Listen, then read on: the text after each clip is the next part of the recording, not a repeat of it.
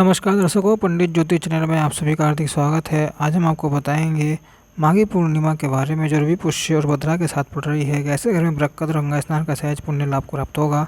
Video पूरा अंत तक देखिए एवं वीडियो देखने से पहले हमारे चैनल को subscribe, video like, WhatsApp, Facebook, Instagram एवं सभी प्रकार के सोशल नेटवर्किंग साइट्स पर हमारे वीडियो को अधिक से अधिक शेयर भी कीजिए और साथ ही सब्सक्राइब बटन के बराबर में जो बेल आइकन है उसको भी दबाकर ऑल नोटिफिकेशंस को ऑन कर लीजिए, जिससे कि सनातन धर्म से संबंधित सभी प्रकार की जानकारी, व्रत मुहूर्त के शुभ मुहूर्त आपको वीडियो के फॉर्म में मुफ्त में कम समय से प्राप्त हो सके। दर्शकों देखिए, आने वाले 1 फरवरी 2026 को माघ मास की पूर्णिमा है। इस दिन स्नान, दान और तर्पण की खूब विशेष महिमा है।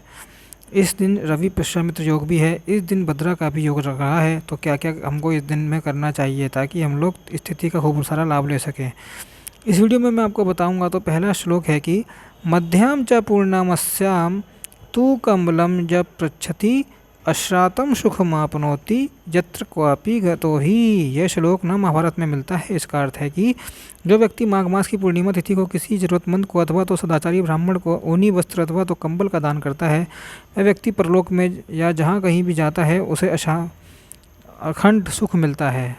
अखंड सुख क्या होता है कि बिना थकावट वाला निरंतर सुख मिलता है। देखिए, संसार में क्या है कि कोई भी आप लोग सुख लेने जाएंगे तो उसके अंदर थकावट होती है, निराशा होती है, उसके अंदर प्रयत्न होता है। ठीक है, चाहे आप खाना खाएं जाएं तो उसके अंदर भी आपको मेहनत करनी पड़ेगी। अब चाहे स्वाद के लिए कुछ भी पीते हैं, खाते हैं, तो उसके अंदर मेहनत करनी पड़ती है। ऐसे ही संसार के जितने भी दुख हैं सबके अंदर कुछ ना कुछ परिश्रम करना पड़ता है, तब वह जाकर मिलता है। और इस दिन माघ मास की पूर्णिमा के दिन केवल कंबल अथवा तो ऊनी वस्त्र दान करने से शास्त्र कहते हैं कि उसे अशांत सुख मिलता है। अखंड सुख, अशांत सुख, उसे नरक या प्रेत योनि के कष्ट नहीं भोगने पड़ते। तो इस दिन दान की कितनी महिमा है। दान में भी क्या आपको मैंने बताया कि कंबल का दान अथवा तो ऊनी वस्त्र का दान, और दूसरा दान यह पर आता है कि काले तिल का दान। इस दिन आप लोग काले तिल का दान भी पितरों के निमित्त करिएगा। मैं आगे यह भी बताऊँगा आपको। अब इस दिन दूसरा मुख्य कार्य आता है स्नान। शास्त्र कहते हैं कि माघ के जल में न माघ मासे तया कश्चित सरित सरसी तथा मघिम अभिवाप्यता सर्वा भवती जानवी समा। इसका अर्थ है कि माघ मास की पूर्णिमा तिथि के प्रभाव से संसार के जितनी भी नदियाँ होती हैं, जितने भी तालाब हैं संसार में, जलाशय हैं, वे सब के सब जानवे यानी गंगा जी के समान पवित्र हो जाते हैं। अब देखिए, यानी गंगा जी के समान पवित्र हो जाते हैं। अब देखिए, भाव इसके अंदर यह है कि यदि आप माघ मास की पूर्णिमा को घर के पानी से भी स्नान कर लेते हैं ना, अथवा तो कहीं के भी जल से स्नान कर लेते हैं, तो आपको गंगा स्नान का ही पुण्य मिलता है। घर बैठे बैठे तो महाराज माघ मास के संपूर्ण महीने में आप लोगों ने स्नान नहीं किया हो, लेकिन माघ मास की पूर्णिमा को आप लोग जरूर स्नान कर लेना, क्योंकि सभी जल पृथ्वी पर जितने भी हैं सब गंगा जल के समान मानने कहे गए हैं। तो इस दिन सुबह सूर्योदय से पहले उठकर आप लोग जरूर स्नान कर लेना। इतना तो आप लोग कर ही सकते हैं। धर्म के रास्ते पर संग्रह करना चाहिए, जितना संग्रह हो सके उतना संग्रह करना चाहिए। संसार में जितना संग्रह करेंगे वह सब एक ना एक दिन व्यर्थ हो जाएगा, लेकिन ये धर्म का जितना भी आप लोग संग्रह करेंगे इसका व्यय कृते वर्धते एवं नित्यम, जितना भी आप खर्च करते जाएंगे ना, और बढ़ते जाएंगे और बढ़ते जाएगा और बढ़ते जाएगा। ये धर्म का संचय है। ठीक है, तो इसे आप लोग ज़रूर करना। सुबह ज़रूर उठना, स्नान कर लेना, सूर्योदय से पहले कर लेना, अथवा तो सूर्योदय होते होते अरुण आते के समय कर लेना। यानी लालिमा जब तक दिखे तब तक आप लोग स्नान कर सकते हैं। आगे विष्णु पुराण में वर्णन आता है कि कार्तिक माघी तिथि होती च पूजिता स्नान दानवी नास्तान्यया पांडुनंद। इसका अर्थ है कि माघ मास की पूर्णिमा तिथि अत्यंत ही पूजनीय है। तो है पांडुनंदन, भगवान युधिष्ठिर को बता रहे हैं कृष्ण जी, अथवा तो पांडवों को कह रहे हैं पांडुनंदन, कृष्ण भगवान की संबोधन करते हुए कह रहे हैं कि हे पांडुनंदन, आपको सबको स्नान और दान से भिन्न नहीं करना चाहिए। यानी माघ मास की पूर्णिमा तिथि को बिना स्नान और दान के नहीं जाना देना चाहिए। यह खूब ही उत्तम तिथि मानी गई है। अब देखिए, पूर्णिमा है तो इस दिन आप रात्रि को ना चंद्र भगवान को अर्घ जरूर दे देना। भले ही आपके पास कच्चा दूध नहीं है तो आप जल से ही अर्घ दे देना। सफ़ेद चंदन डालकर कच्चा दूध मिल जाए तो कच्चे दूध में आप पुष्प डाल सकते हैं। सफ़ेद चंदन, नक्षत्र आदि डालकर अर्घ दे सकते हैं। मंत्र रहेगा ओम श्री चंद्रमसे नमः, अथवा तो कोई भी मंत्र नहीं आता तो ओम चंद्रदेवाय नमः। ठीक है, यह बोलकर भी आप लोग बता देना। पूर्णिमा को कैसे अर्घ देते हैं चंद्रमा को, इसका वीडियो मैंने बना रखा है, मेरे यूट्यूब चैनल पर मिल जाएगा। उसका लिंक भी मैं आपको डिस्क्रिप्शन बॉक्स में दे दूँगा। चंद्र देवता को पूर्णिमा के दिन अर्घ देने से घर में लक्ष्मी जी की बरकत बनी रहती है। फिर मैंने आपको बताया भी है बहुत पहले भी कि पूर्णिमा की रात्रि को अन्नपूर्णा माता के लिए अपने अनाज भंडार में अथवा तो अपने किचन में साफ़ सुथरा कर लेना। सुबह सुबह और शाम के समय किचन में आपको कपास के तेल का दीपक जलाना चाहिए। ठीक है, कपासिया तेल आपको मार्केट में मिल जाएगा।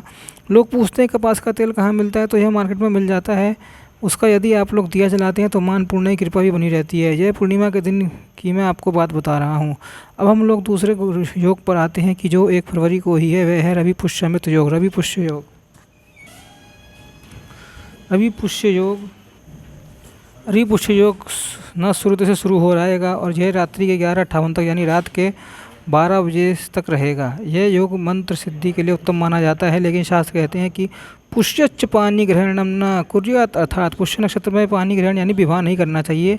बाकी सारे शुभ कामों कर सकते हैं। तो अभी क्या विवाह का सीज़न चालू हो जाएगा फरवरी माह में, तो इसलिए मैंने यह बिंदु भी आपके सामने रख दिया। पुष्य नक्षत्र को ब्रह्मा जी का श्राप मिला है कि इसमें किया गया विवाह कभी भी सुख में नहीं हो पाता। व्यापार और धन वृद्धि के लिए मैं आपको ये प्रयोग बता देता हूँ जो आपके पुष्य नक्षत्र में ही करना है। पूरे दिन भर में आप लोग कभी भी कर सकते हैं, लेकिन सूर्यास्त के पहले पहले आप लोग कर लेना। कि किसी के घर में आर्थिक तंगी या किसी का भी बिजनेस अथवा तो अपने व्यापार में वृद्धि करना चाहते हैं तो पुष्य नक्षत्र ना उनके लिए वरदान साबित होता है।